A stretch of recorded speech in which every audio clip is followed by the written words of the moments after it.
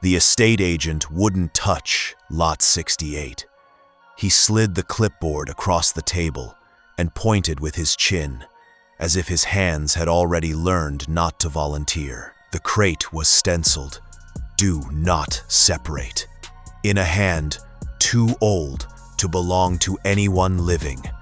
And when I leaned in, just a little, just to be dramatic, for the interns, my breath fogged the wood, as if the slats were L, breathing back, haunting artifacts, objects that whisper nightmare.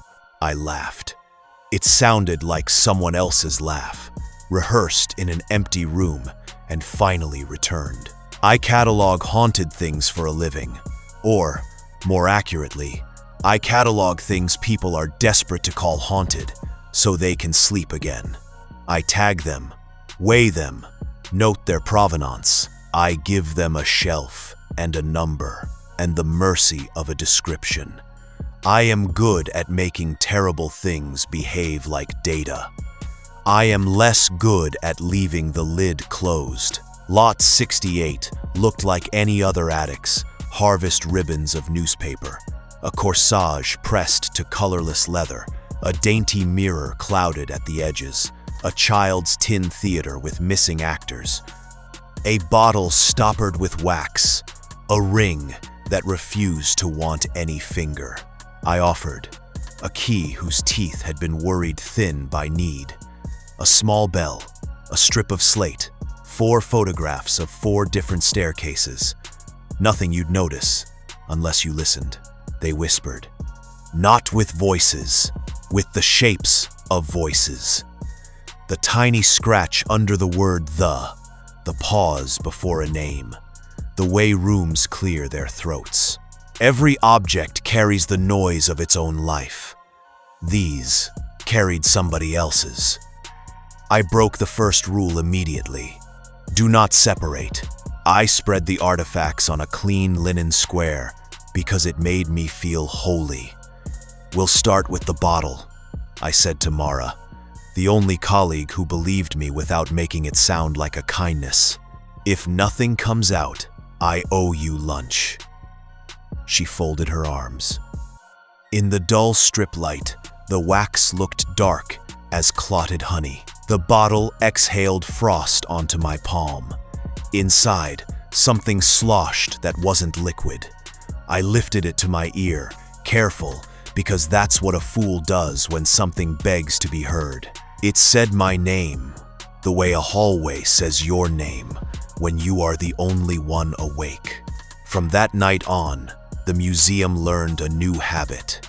Dreams walked around. We'd come in each morning to find the tin theater's curtain pulled, the bell turned to face the wall, the photographs stacked to make a ladder that didn't touch the floor. The ring rotated slowly in its tray, as if trying out different fingers in absentia. In the dark room, an unspooled ribbon of film crawled across the tiles like a pale, patient millipede. Poltergeist, Mara said, dry as plaster. Throwers of noise, house tantrums. Except nothing broke. The ghost didn't throw. It arranged. It pinned me between 2 shelves and breathed through the bell until the air vibrated like a trapped note. Nightmares began with the catalog. My handwriting grew a second accent. The lines of description started to bend around a throat I did not recognize. Locket, heart-shaped, pewter, hinge rusted, hair inside, brown, coarse, odor, boiled wool, cold iron, function, to keep a breath, condition, whispering, notes whispered, not always legible. They came like shudders through my pen. On the 3rd day, the slate wrote back, "Don't wake the house." The letters formed in chalk dust. I hadn't shaken. On the 5th, the bell chattered by itself, in a pattern I remembered from childhood. 3 long, 2 short, 3 long. My mother's knock, when she forgot her keys and didn't want to frighten me. "Stop," I said, and meant it. The bell kept talking. The silver in the mirror bubbled like a swallowed cry. In the photographs, the staircases tilted to show their undersides, carpet tacks perfectly spaced, splinters combed fine as hair. Something in the walls learned the shape of my throat. I moved the pieces, trying to make sense. After the bottle, the ring. It tightened like a snake when I slid it to the base of my thumb. I wore it home because I couldn't get it off, and because I was tired, and because some mistakes look exactly like necessary errands until they don't. That night, I dreamed the ring rolled off my hand, circled my bed, and settled onto the tongue of a woman I didn't know. She closed her mouth like a safe. The ring was on my pillow in the morning. A circle of skin under it had gone white, not blanched, erased. No pores, no print. A blank crater where body should be, no blood. I pressed it and felt nothing. The blankness moved with me, a lacuna threaded through. I cataloged the sensation, not numbness, not absence.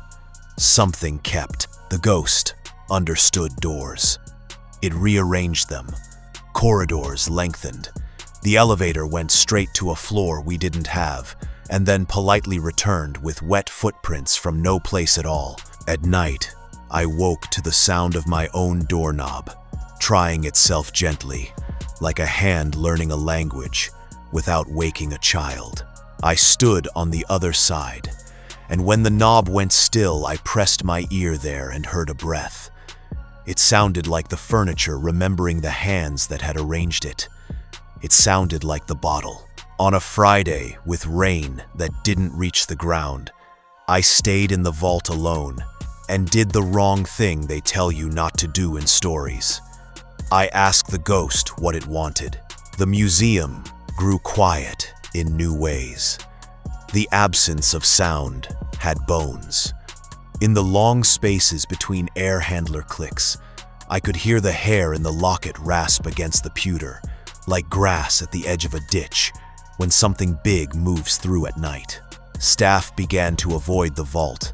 Even the security guard, who makes brave like it pays, refused to be alone with the photographs after they learned to blink too human, too slow. "Maybe it's not a her," Mara said in a voice flat as a shelf. She'd taken to tying her braid tighter, as if to make less of herself available to be learned. "Maybe it's not an it either. Maybe it's what happens when you keep too many endings in one place." The ghost showed me its power in the gentlest way, so I would not resist when it wanted more. That is how hunger works when it is old. It made the bell ring in the exact cadence of my father calling me to the car when I was 8 and wanted to hide. It turned the ring on my finger until it fit right, and I cried with relief at being finally perfectly held. It made the key unlock a door I had never seen in the back of my own apartment. Behind it, I found a pantry lined in paper I recognized from my grandmother's kitchen. The flower print exactly wrong, the smell exactly right, a spice jar labeled sleep in pencil, half full of salt. Then it did the big thing, the thing I never wrote in a report because there is no field for it. I opened the bottle by accident. Not the wax. I didn't touch the wax. The exhalation did it. A gust from nowhere curled the edge of the cork away from the glass like a dry leaf. The sound the bottle made was not a hiss. It was the snuffled, fragile sound people make when they wake in enormous grief and try to keep their breathing quiet so the house will not catch what they have. You can't put that in a catalog. You shouldn't have to. The room filled with breath so cold it pinched. My hands shook, and the chalk wrote up the slate like frost climbing a window. "Take me home." "Where is home?" I asked. because I am never as smart as I need to be when the question matters. The ring tightened until my finger whitened, and the blank under the metal widened like a yawn. The photographs looked away, then back, then away, stairs leading down, and never meeting the floor. The tiny theater opened its mouth and showed me a play with no actors, only hands arranging rooms, and behind them, a woman's laugh like the creak a house makes when it stops pretending the wind is the only thing moving it. Home is not a place, the breath said. Home is a keeping. I should have thrown lot 68 into the river. I should have carried the box into the sun and called it superstition and let it dry there. Instead, I did the thing that made the most sense in that room with those rules. I wrote a label. I pinned the label to the linen. The bell stuttered and then went still.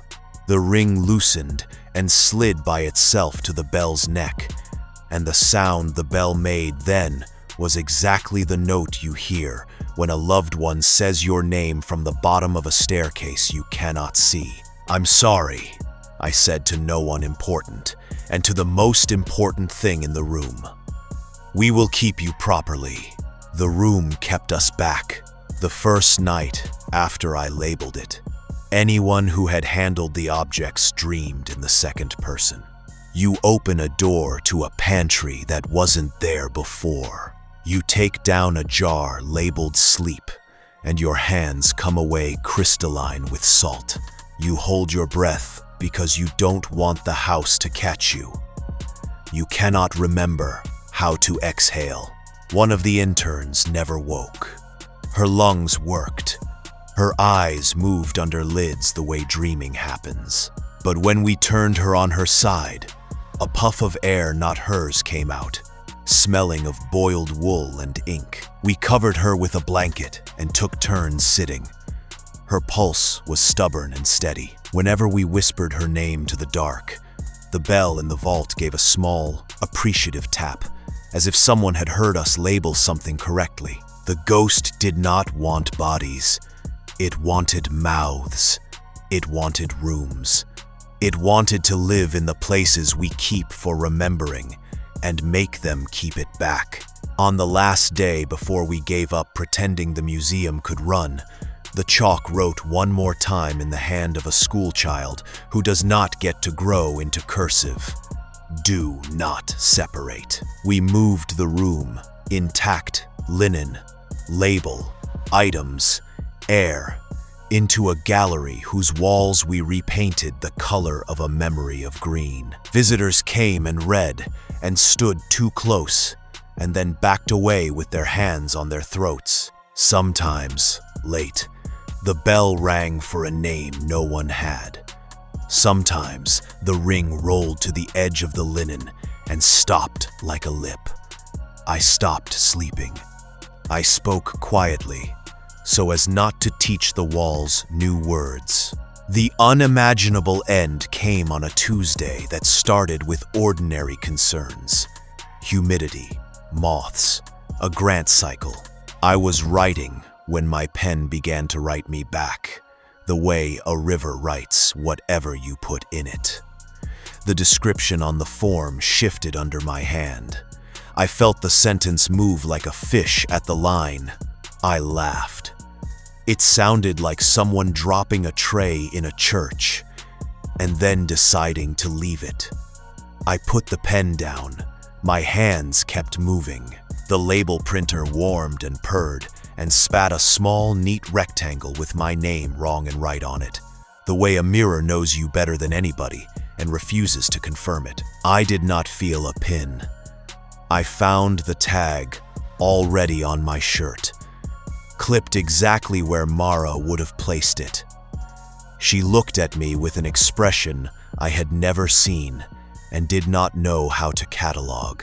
She said, in a voice that bent like soft metal, "Don't read it." The label said, 68B, mouth, function, keeps. After that, the room learned the last of its tricks. The air in the gallery arranged itself into a throat. When you stood in the doorway, you could hear speech the way you hear it through a wall. Your name, your mother's cough, the word you forgot when you needed it. The bell rang to tell you when to inhale. The bottle sighed to tell you when to exhale.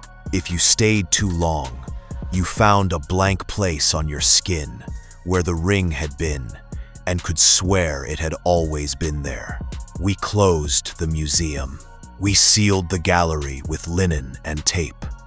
The last thing I did in a building I had loved for all the reasons buildings are lovable was to write this, because the ghost had taught me the only way out of a room like this is through a label. It does not take people. It takes keepings. That is worse.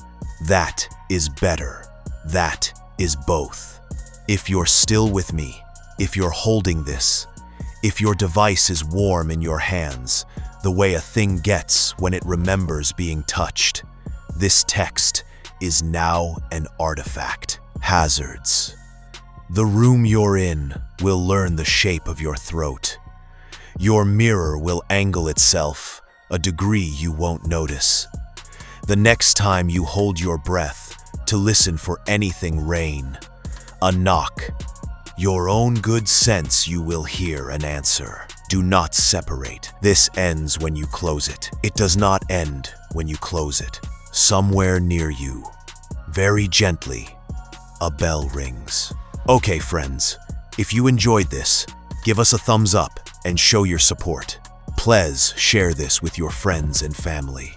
Please drop a comment and let us know what you think, and hit that subscribe button for more exciting content.